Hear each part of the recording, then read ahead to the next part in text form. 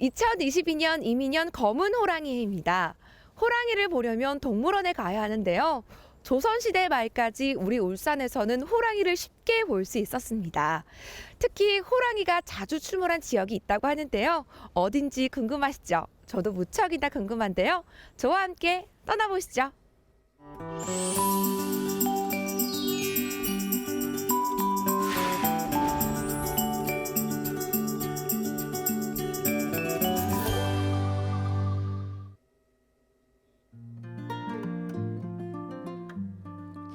시내에서 동구로 넘어가는 남목고개. 한때는 호랑이가 출몰하는 공포의 산길이었습니다. 여기에도 산이 있고 저기에도 산이 있고 저희가 첩첩산중에 온 듯한 느낌이 들어요. 예, 그렇죠. 요 산이 네. 여기 이제 연포산. 아, 연포산. 예, 옛날에는 그 동대산이라 그랬어요. 네. 그 지금 연포산이 돼가 있고, 그 다음에 요곳은 남목고개입니다. 남목고개고, 저쪽 고개 쭉 오른쪽은 이제 마골산. 마골산이요. 예, 산의 그 흰 바위가 아주 멋져요. 그래서 마골산이라고 그런 유래가 됐고. 네. 선생님, 그런데 여기는 네. 왜 오자고 하신 거예요? 여기 온 거는 이제 우리 호랑이 얘기를 하기 위해서. 네. 옛날에 그 호랑이 있잖아요. 네. 그 이제 이 호랑이가 많아가지고 그 이야기를 좀 하려고 왔어요. 아니, 그 무서운 그 호랑이 말씀하시는 거죠? 예, 예, 예. 아니, 호랑이가 여기에는 왜 많이 출몰을 했나요? 그거는 이제 옛날에 목장이 있었습니다. 목장이요? 예, 말을 한 수백 마리 키우던 목장. 그 목장이 있어가지고 네. 그 목장에 이제 말을 잡아먹기 위해서 뭐 우리 한반도 호랑이가 거의 다 내려가시고 다 왔어요. 그래 그 이야기를 한번 하려고 그래요. 아니, 근데 그럼 얼마만큼 말이 많이 있었길래 호랑이가 예. 자주 출몰했다는 거예요? 예, 그렇지 말이 많을 때는 뭐 1,500마리씩 뭐 이래 있었거든요. 네. 그래서 그 우리나라 호랑이가 그 저 태백산맥 백두산에서 내려와서 네. 이 태백산을 따라 이리 내려왔어요. 다 이래 그 돈가스 냄새를 맡고 그 냄새 나잖아요. 말 냄새 맡고 그래서 그 모여가지고 뭐 그 호랑이 잡느라고 굉장히 이제 바빴지요. 백두대간의 끝자락 방어진. 조선시대 말을 키우는 목장으로 유명한데요. 남목이란 지명도 여기에서 유래되었습니다. 남목이라는 지명이 목장과 연관이 되어 있다는 거죠? 그렇죠. 그죠. 남은 남명남자, 네. 목은 목장목자거든. 네. 그 남쪽에 있는 목장. 이런데 사실 엄밀하게 말하면 이건 남옥이라. 네. 그 말 이름이 남옥이라 그랬어요. 근데 남옥에 있는 목장형 뜻도 있고, 그다음에 풍목이라고 이제 포항 장기곳에 가면 그 동울백옷이라는 데 가면 거기도 또 목장이 있었어요. 여기서 관리를 했는데 그 풍목, 그 대비해서 이쪽에 남목, 그 풍목 남목 합쳐가 방어진 목장 또는 뭐 한양에서는 울산 목장이라 그랬어요. 그래서 그 이런 아주 말을 굉장히 많이 키웠던 아주 유명한 목장입니다. 도시 한복판에 자리한 남목초등학교. 이곳이 바로 남목과 북목 목장을 관리하던 관청 자리였습니다. 와, 여기 진짜 관목관이라고 적혀져 있네요. 예, 그렇습니다. 네, 이곳 남목은 예. 구경 목장으로 예. 울산 목장, 방어진 목장이라고 하였다. 예. 이렇게 적혀져 있어요. 예. 와, 여기는 그러면 지금 어디 지도쯤에서는 어디에 있어요? 요 지도를 보면 감목관이라고 되죠. 감목관. 네. 요 건물 요 분이 이제 그 관합니다. 동원입니다. 동원. 네. 동원 자리 정확하게 요 체육관 있잖아요. 요 학교 요 자리입니다. 요 자리고 네.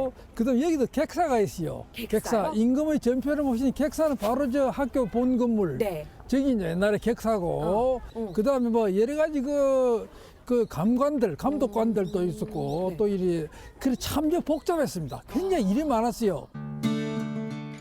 제주도도 아니고 울산에 말을 키우는 목장이라니 여러분은 상상이 되시나요?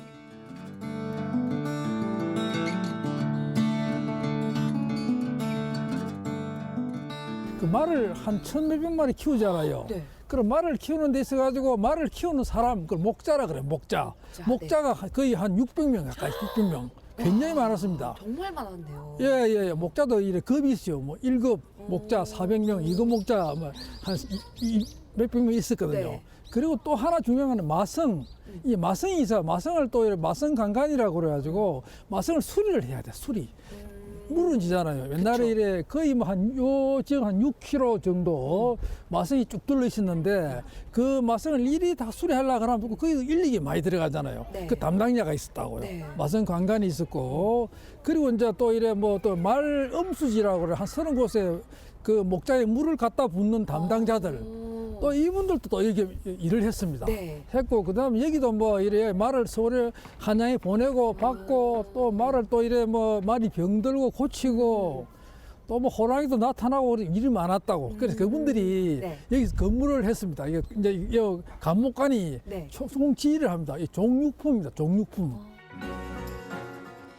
이곳에 말을 키우는 목장이 있었다는 결정적인 증거가 있습니다. 바로 목장의 울타리로 사용하던 마성인데요. 마성이라는 명칭도 오늘 처음 들어봅니다.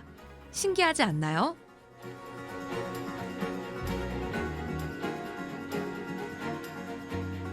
저기 이제 뭐 한 가지 보이지요. 그냥 돌밖에 안 보이는데요? 예, 이게 이제 마성입니다. 마성이요? 예, 말성, 말의 성. 아. 예. 선생님 그런데 마성이 뭔가요? 예, 마성은 이제 요 뒤에 보이는 말에 이제 도주를 막기 위해서 산성 그게 첫째 목적이죠. 네.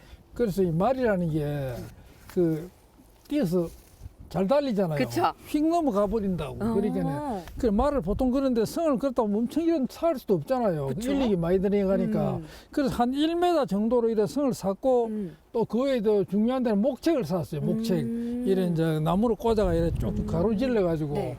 그래서 말에 이제 그 도망을 막고. 남목고개에서 봉대산으로 이어진 마성. 동구 전체가 목장터였다는 말인데요.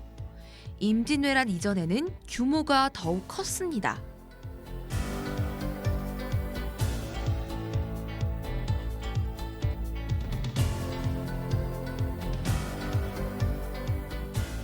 요거는 이제 신마성이라고 그래요. 신마성. 그러니까 요 마성은 그 구마성이 저쪽에 또 있거든요. 옛날에 그래요? 있어요. 예, 네. 지금 거의 무너졌어요.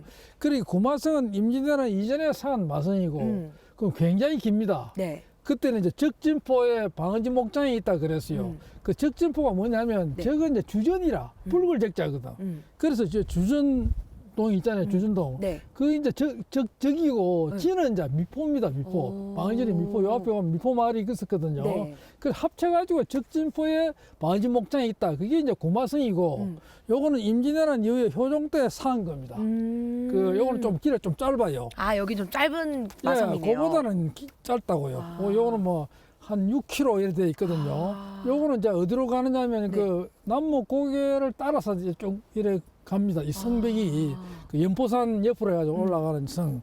여기 이제 효종 때고 또 그 외에도 그 뒤에 또 마성이 또 옮겨가요. 또 저 밑에 가서 또 한 번 더 쌓고 또 저 끝에 가서 또 쌓고. 그래서 우리 성 끝이란 말이 있거든. 네. 그 마성의 끝이다. 네. 그래서 뭐 이래 그 이제 말을 이래 키우면서 이래 집약적으로 키우기 위해서 이래 줄이기도 하고 뭐 호랑이도 막 들어오니까 좀 이래 압축적으로 이래 했죠. 그래서 문현이라고 문현동이라고 저 있잖아요. 네. 그 이제 마성에 들어가는 문을 지킨다고. 그 문현동 좀 있다고. 말들의 낙원 남목. 그런데 여기엔 큰 골칫거리가 있습니다. 바로 호랑이의 습격인데요. 근데 이 목장이 제일 큰 목장입니다. 우리나라에서. 우리나라에서 그 이제 국영 목장 중에 제일 큰 목장이 제주도를 제하고 제일 큰 목장이니까 말을 또 많이 키우니까 그래서 호랑이들이 이제 막 아주 참 어른 호랑이, 꼬마 호랑이 막 다 남녀 호랑이 다 모여. 그러니까 냄새를 맡고 모였네요. 그렇죠. 그쵸? 와가지고 이제 딱 이래 노리는 거지. 말 중에 이래 뭐 넘어오는 말은 그대로 자기들 밥이 되는데. 호랑이는 말들뿐만 아니라 사람도 습격을 했습니다.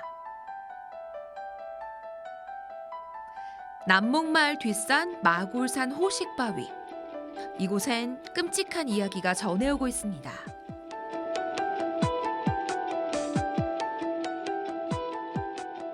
특히 이제 호랑이들이 이래 나타나면 사람을 습격하잖아요. 그러면 어떤 사람을 먼저 잡겠어요? 약간 그렇죠. 조금 약해 보이는 사람. 그렇지. 그 사람이 약해 보이는 사람? 특히 이제 노인들, 어린이들, 애기들. 특히 뭐 소년 그쵸. 이런 걸 막 잡는다고. 잡으면 그 막 그 자기 딸을 물고 가버리는 경우가 있단 말이야. 해가지고 호식바에 가서 그 사람을 애를 먹어요. 그럼 그걸 보는 어머니 마음이 어떻겠어요? 찢어지죠. 너무 마음이 아프죠. 그러니 하늘이 찢어져 통곡을 한다. 그걸 보면서 아이고 내 새끼 막 하니까네. 그때 이제 그 우리 감옥관이 나타난 거지. 잡아라. 그래가지고 이제 그 이제 뭐 포수동원에 잡는데 그걸 쓴 글도 있어요. 참 어머니 하늘 물에서 통곡을 한다. 그런 것도 있고 뭐. 백두대간을 타고 내려온 수많은 호랑이들. 남목의 말뿐 아니라 민가에도 피해를 입혔는데요. 호랑이 사냥이 목장의 주요 업무 중 하나였다는 사실. 오늘 알았습니다. 호랑이 잡는 게 이제 그 우리 그 저기 이제 우리 홍세태라는 분이 네. 1719년에서 20년까지 울산 감목관을 지냈습니다. 이분이 착호행이라는 그 글을 남겼어요. 네. 그거 보면 호랑이 잡는 것이 아주 생생하게 너무도 잘 나와 있습니다. 이걸 좀 읊어줘야 되는데 네. 이 호랑이 잡는 겁니다. 호랑이가 어떻게 야. 잡냐. 착호행 1719년입니다. 네. 세월이 300년전입니다. 근데 이때 이때 어쩌냐면 글이 쭉 내용이 있거든요. 네. 명호는 재산하니 수감촉이라. 이 명호가 산에 나타나는데 누가 감히 잡을 거냐. 네. 참 어렵구나. 이게 이제 걷기 과하는 상점목이라. 이제 그러니까 소위 이제 가시 같은 그 이빨, 손톱, 발톱, 이빨. 그 참 이거 눈에 번쩍번쩍 불이 나요. 호랑이가 밤에는 불이 나요. 그러니까 무섭다. 관령 포수가 일시발이라. 그래서 한승이 관령에 뭐 포수가 한 30몇 명 있었거든요. 산행장 이런 포수들이 일시에 이제 호랑이를 보여서 총을 쏘는 겁니다. 일시에 팍 쏘는데 각심 호적은 천자물이라 호랑이가 안 맞았어요. 총을 안 맞고 그대로 달아났어. 달아났으니까 어떻게 되겠어요? 호랑이가 이 숲이라 숲속으로 도망을 가버렸다. 네. 초동 인헌의 호돌제라. 네. 사람이 막 떠들게 막 사람 인헌이라는 막 깽가리 치고 막 징치고 막 나오느라 호랑이가 이러니까 호랑이가 지가 안 나올 수가 없잖아요. 그쵸? 갑자기 튀어나왔다. 그래서 철창 자호는 욕창절이다. 이건 이제 이 전우장이 아닙니다. 전우장이 나서가지고 그 호랑이 가슴을 창으로 팍 찔렀어요. 찌른데 어떻게 했어요? 호랑이가 무게가 그 수백 킬로잖아요. 그쵸. 그래 창이 부러질란다. 셔든 창이 부러질 정도로 막 이래 호랑이 가슴을 깊이 찔러도 호랑이가 죽질 않아요. 네. 죽질 않고 그래서 급히 그때 포수들이 급포 동흉이라 분적형이 되단 말이야. 그래서 급히 이제 그 포수들이 모여가지고 그 총을 쐈다. 일시로 바바바바바 막 쐈잖아요. 쏘니까 호랑이가 맞아가지고 피가 분수처럼 뿜어난다. 그 호랑이가 죽었어. 죽어 그 뒤에 씨는 생략을 했는데 네. 그래서 그 호랑이들이 잡았다. 이제 그대로 이분이 참 명치를 써가지고 호랑이를 이래 잡는 호랑이 사냥을 표현을 했습니다. 그 무섭다는 호랑이를 잡는 장면이 영화처럼 그려지는데요. 울산의 조상님들 참 용감하셨습니다. 그렇지 않나요? 호랑이와 울산 마성은 어떤 의미가 있을까요?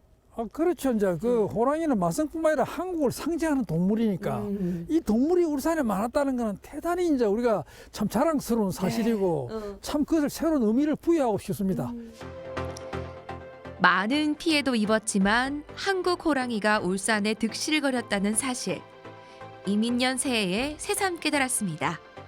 새해에는 호환이 아닌 좋은 일만 생기길 기대해봅니다.